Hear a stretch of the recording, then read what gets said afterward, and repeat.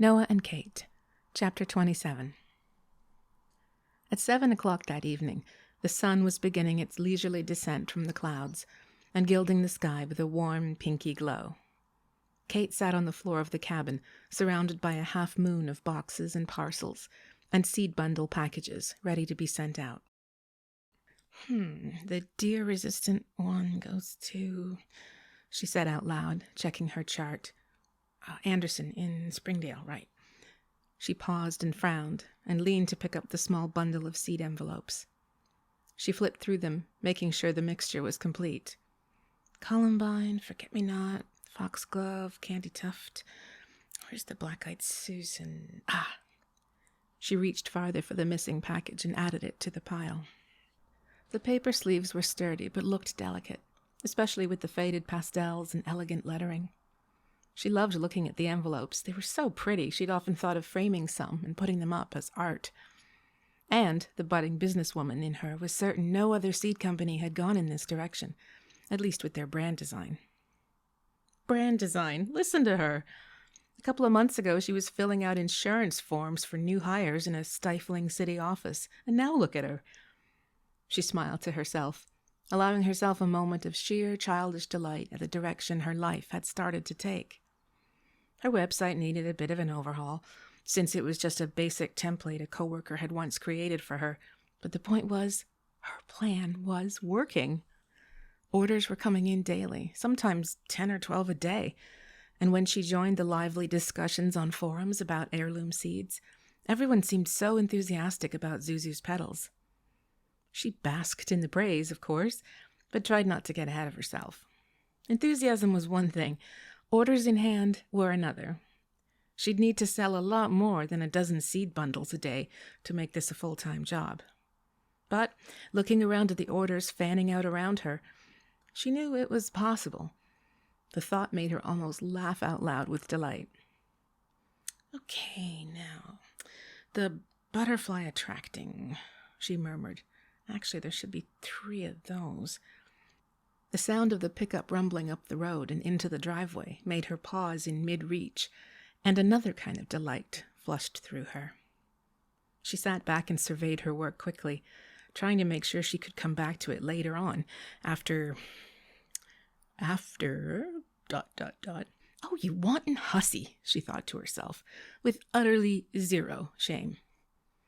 A door slammed outside, and Noah's steps on the porch made her look up to watch him through the screen door. He smiled when he saw her, and her entire body flushed with a happy, giddy warmth. He came in with that casual, easy stride of his, looking freshly showered and effortlessly cool in a simple black t-shirt and jeans. She completely forgot that she was wearing an oversized t-shirt with a cartoon drawing of a cow on it, and nothing else. She got up and went to him, and he grinned, opening his arms so she could hug him. As she wrapped her arms around him, he lowered his mouth to hers, and it was hot and sweet and warm and crazy delicious, and her whole body almost went limp. They swayed a bit as they stood, holding on to each other as they kissed. When they parted, he looked down at her with heavy-lidded eyes. Hey, Malone. Hey, Kincaid. I'm sorry it's so late in the day, he said. I wanted to come by earlier. Still busy at work? Sort of, he said. Busy sleeping. I slept for about 15 hours in the call room. Her eyes widened. Oh my God. Well, you must have needed it. Yeah. He let out a gust of a laugh. I am really getting too old for these double shifts. You must be almost done there, right? She asked, and only realized after she'd said it that she'd inadvertently introduced his impending departure into their haze of canoodling. Yeah, he said, more brightly, and then he seemed to realize it too. He looked up and out through the windows of the cabin. Looks like it's going to be a nice sunset. You want to go down to the water? Sure, she said, smiling. You hungry? You want to bring something down with us? Nah, I grabbed something on the way over. But thanks. She was both disappointed and relieved that he'd declined her offer. Disappointed because she liked making food for them. It felt homey and comfortable and somehow intimate. She was relieved because it felt homey and comfortable and somehow intimate, and she was always on guard against the June Cleavers sneaking into the time they had together. She slipped into a pair of flip-flops, and together they went down the trail to the water's edge, to where a couple of Adirondack chairs flanked a cold fire pit. Blankets and cozy wraps draped over them haphazardly for when the nights grew chilly, but too beautiful to go back inside. Kate sat down comfortably and gazed out at the lake, watching the gentle ripples on the water through the long golden rays that danced and shimmered. Noah took the other chair, but sat forward, resting his arms on his knees. "So, how's your business going?" he asked conversationally.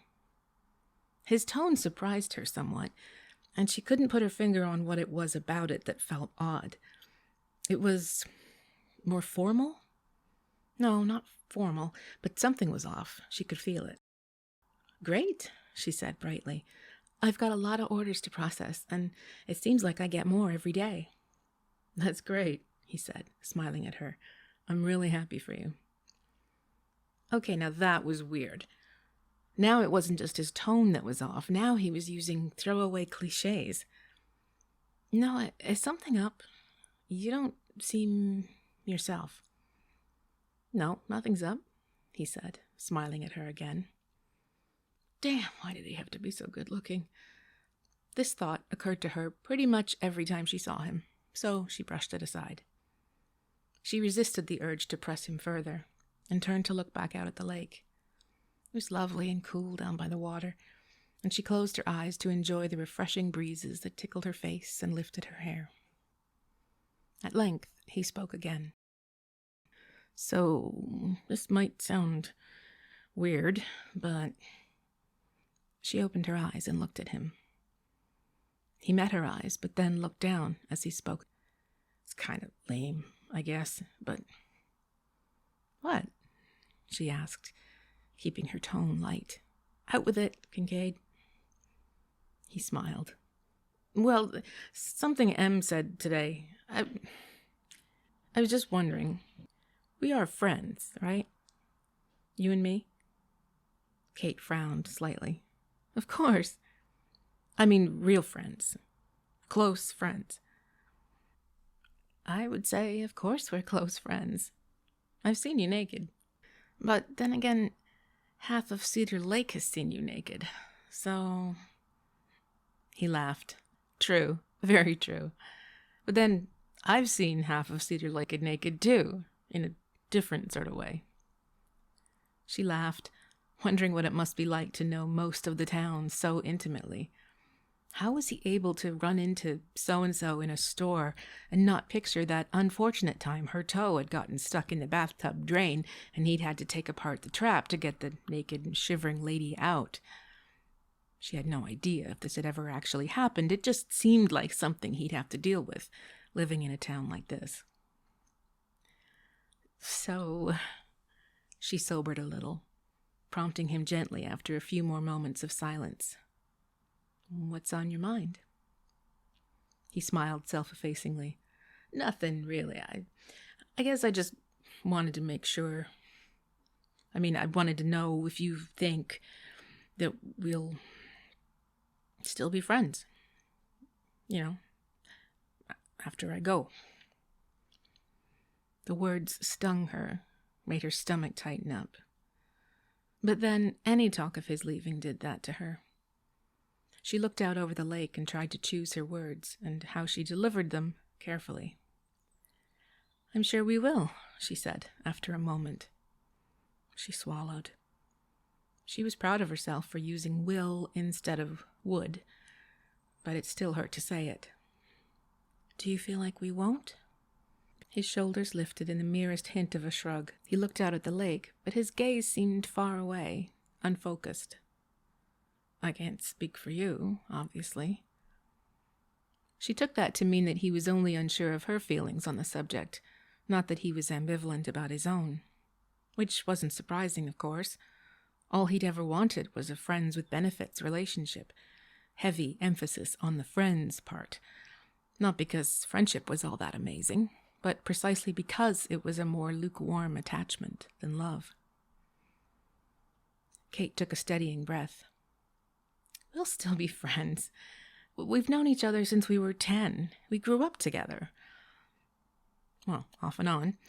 And there's Paige, of course, who means so much to both of us. At the mention of his sister's name, he turned his attention back to Kate. Did she have a talk with you? He asked. She said she wanted to apologize for freaking out like that. Yeah, we spoke at Luna's, Kate said. It's fine. We had a good talk. He nodded slightly at that, and his lips quirked. He looked down at the rocks and pebbles strewn along the shore, some of them shiny and glistening in the long, low light. She wanted to know if I'd go with you. Kate wanted to say this so badly it almost hurt not to, but she pursed her lips to keep the words in and looked down, too. I hope she'll be okay, Noah said pensively, picking up a large, flat stone and turning it over in his hands. And they both knew he meant after he left town. I'd feel better if she had someone, boyfriend or whatever. I worry about her being alone all the time. Kate smiled to herself, remembering when Paige had said the same thing about Noah. The twin thing really was strong with these two. I'll be here, Kate said. And there's Callum, of course. Noah scowled slightly, his expression clouding. Yeah, well. What's wrong with Callum? He shrugged. Nothing's wrong with Callum. The way he looks at her sometimes, Kate said wistfully, and could feel herself redden. She'd been about to say that she wished someone would look at her that way, but realized with a mix of emotions that she did have someone who looked at her that way. Only he wasn't looking at her any kind of way, now. I just wish she'd give him a chance, she said finally, lowering her chin on the last words to soften them. Her throat was suddenly tight, and she didn't want Noah to hear the quaver in her voice. But if he suspected any particular poignancy to what she'd said, he didn't show it. He flung the stone out over the water and watched it skip across the surface. She won't, he said absently. She'll never go out with him. Poor guy. Kate frowned. Why not? They seem perfect for each other. And he is crazy about her. Noah glanced over at her, and the boyish smile that lit his face made her heart thump traitorously. He really is. It's kind of pathetic, actually. If it were anyone but my sister, I'd never let him live it down. Pathetic, thought Kate, with a surge of bitterness that surprised her. Love was pathetic now? She leaned down and picked up a ponderous, heavy stone that wouldn't skip across the pond if it had wings, and tossed it unceremoniously into the water. It landed with a heavy plonk near Noah's feet. So why won't she go out with him? Kate asked again. She seems to like him well enough. She does, Noah replied, his arm swinging in a smooth, low arc as he tossed another stone. He watched it sail through the sky and disappear with a delicate splash. But I've been thinking about it, and I think I know why she won't get involved with him. Oh? He's a cop. He said it so simply, with that same preoccupied distance in his voice, that it took Kate a moment to realize the meaning behind his words. A cop. A cop like their father, killed in the line of duty.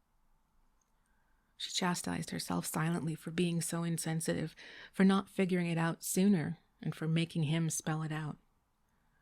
For almost as long as she'd known the twins, Brian Kincaid's death had hung over them like a pall, shadowing every part of their lives. A premature death that had thrust Noah into the role of protector at too young an age. The death that had made a teenage boy feel like he was now the man of the house.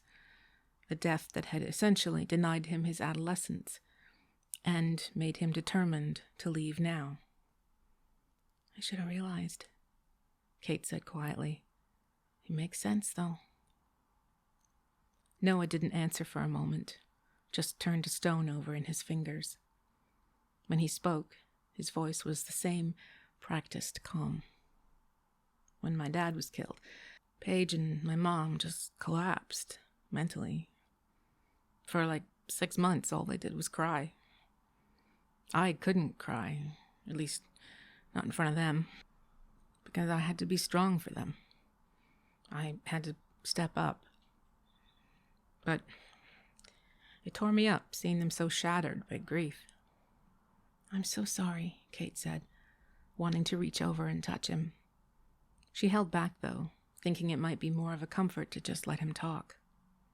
"Paige sort of learned to live with it, I guess," he went on. "You know, the way kids can bounce back from things. But my mom, it really changed her. She became a different person, a shadow of what she used to be. And she drifted away from us, at least emotionally. I know Paige really needed her, but she was just absent, you know?" "I do know," Kate said quietly. "She and I used to talk about our moms when we were teenagers." Kate's mom had always been such a sporadic presence in her life, losing custody of her, getting her act together enough to get her back, then falling off the wagon again, or hooking up with some new boyfriend that brought chaos and violence into their lives and sent Kate back into foster care. Noah looked over at her with a sympathetic, sad kind of smile and acknowledgement. "Mom's been okay over the last few years," he said offhandedly. "She's happy enough in Florida with her sister and everything. But, you know, she didn't even call on our birthday. Some years she does, but I guess this year she just forgot." Kate's heart twisted and she had to fight back tears. Her own mom hadn't called either. In fact, Kate hadn't spoken to her mother in more than a year and didn't even know where she was living at the moment. Weren't mothers supposed to love their kids forever? Weren't they supposed to care about them at 30 or 50 or 70? "Yeah, mine too." Noah's lips quirked again in an expression of sympathy. "Kinda sucks, doesn't it?" "It does." He reached over and took her hand in his, rubbed his thumb along hers idly. "So I've been thinking about it lately, and I figured Paige just can't face something like that happening to her. Or, you know, any kids they might have." His face cleared a little. "You know, she and Callum actually went out a few times in high school. Nothing serious. A group movie night thing once and a dance, I think." "Really?" Kate frowned. She would have remembered something as monumental as that. Then she recalled having been sent to live with her mom's cousin in the city for 4 months when she was almost 17. Apparently, much had happened in Cedar Lake during her absence, things she hadn't even told Kate about. "So what happened?" "She didn't say, but that's around the time Callum started volunteering with the sheriff's department, saying he wanted to join the force. Around the same time I became an EMT. "Oh," Kate said, seeing it clearly now. "That's when she cooled towards him," Noah said. "I can't believe I never figured it out till now." "Do you think he knows this?" Kate asked. "I doubt it." Noah squinted out at the lake, skipped the stone he'd been worrying between his fingers. It skipped 5 times before sinking beneath the surface. He knows about our dad, obviously, but he doesn't know how badly it affected Paige.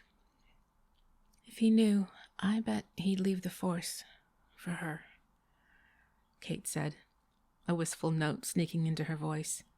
"I think he'd do absolutely anything for her. I think he really loves her."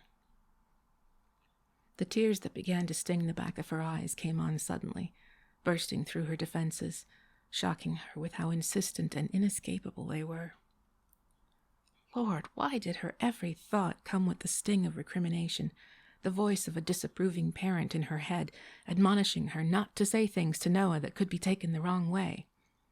"Don't say Callum would leave the force for her. Noah will think he should give up his trip for you. Don't make him uncomfortable. Don't talk about love, no matter what." Once, just once, she'd love to slip her inner critic a Mickey and just say whatever was in her heart. But it wouldn't be tonight. She turned her face away, trying to hide from Noah. He seemed to sense the change in her nonetheless. "Katie, you okay?" She nodded silently without turning her face back to him. She dabbed at the skin under her eyes to dry her tears. She could feel him rising from his chair and moving to crouch in front of her. "Hey, look at me," he said, gently, concern in his voice. He reached up and touched her cheek, gently guiding her face back so their eyes met. "What's going on?" She shook her head and closed her eyes briefly, smiling when she felt she could open them again.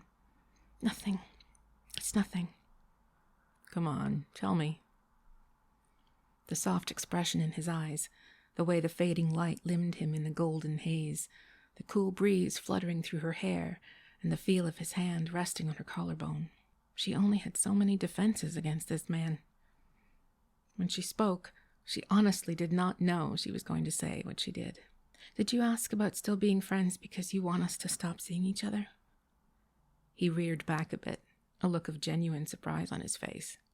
No, not at all. "Because we did agree that either one of us could call time," she said, and wasn't sure why she was reminding him of something she absolutely did not want to have happen. She simply couldn't stop herself. It was either say these things or collapse weeping in his arms. "No, why would you think that?" She lifted a shoulder and gave him an embarrassed look. "I don't know. You didn't reply to my text today about the best sex ever. And I wanted to say, I was only kidding. It was. No doubt about it." He cut her off. "I'm sorry I didn't reply. I meant to, but I just completely zonked out." She nodded. "It's okay, I get it." He met her eyes. "I'm not making up an excuse. I really was, face down in the pillow, all day." She laughed lightly, a wet, snotty sort of laugh that felt good. "I hope Emma got a photo." She probably did. Noah slid his hand into her hair again and leaned forward, bracing himself on the arm of the chair for support as he kissed her. It was slow and sensual, a gentle meeting of their lips, something lingering and poignant passing between them as they stopped to look at each other before resuming the kiss. After a moment that lasted forever, and yet not long enough, he sat back and then straightened up. He held out his hand to her. "Come on, I want to show you something," he said, and winked.